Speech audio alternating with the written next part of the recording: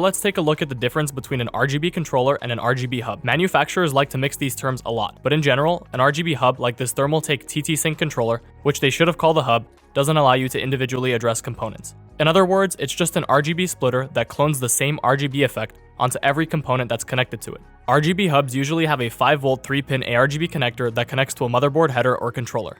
An RGB controller like this Commander Core XT allows you to individually control every component that's connected to it. Most of the time, these controllers connect to one of the internal USB 2.0 ports on your motherboard. This also means that your motherboard does not need to be supported in SignalRGB for it to work. Just the controller itself needs to be supported. Let's take a look at the difference between proprietary and generic RGB controllers and components. A proprietary RGB controller essentially means you don't have the option of connecting components from other brands to the controller. For example, all of Corsair's controllers only let you connect Corsair components, and those components can't be connected to any other brand controller either. Non-proprietary RGB controllers and components are interchangeable because they use generic 5V 3-pin